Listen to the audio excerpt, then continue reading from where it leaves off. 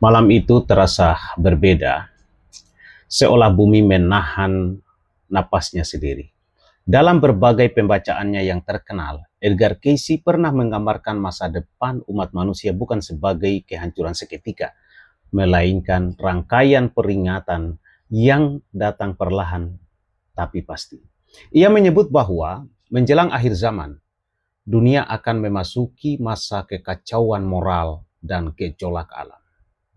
Bukan kiamat mendadak yang harus ditakuti, tapi perubahan yang membuat manusia lengah. Tanda-tanda yang disampaikan atau yang diyakininya yakni, menurut interpretasi terhadap pembacaan Cayce, masa genting itu ditandai oleh perubahan iklim ekstrim, gempa dan aktivitas bumi meningkat, kekacauan politik dan sosial, manusia makin jauh dari nilai spiritual.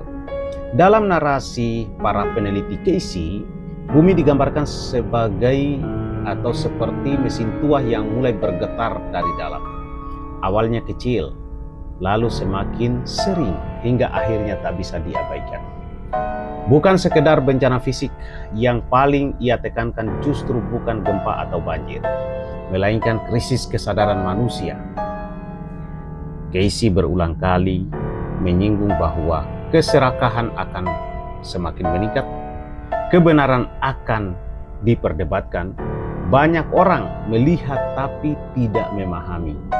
Disinilah ketegangan sesungguhnya, karena menurutnya kehancuran terbesar bukan saat bumi retak, tetapi saat hati manusia mengeras. Harapan di tengah kegelapan. Namun, nubuat Cayce tidak sepenuhnya suram. Ia juga berbicara tentang masa kebangkitan spiritual setelah periode kekacauan itu, bahwa sebagai manusia akan mulai kembali mencari kebenaran, memperbaiki moral dan membangun peradaban yang lebih selaras.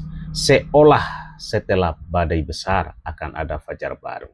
Jadi, jika membaca peringatan Edgar Cayce, akhir zaman bukan hanya tentang dunia yang runtuh, tetapi tentang ujian bagi kesadaran manusia. Pertanyaannya bukan kapan dunia berakhir, melainkan apakah kita sebagai manusia akan berubah sebelum semuanya terlambat. Berikan tanggapan Anda di kolom komentar. Jangan lupa follow akun ini.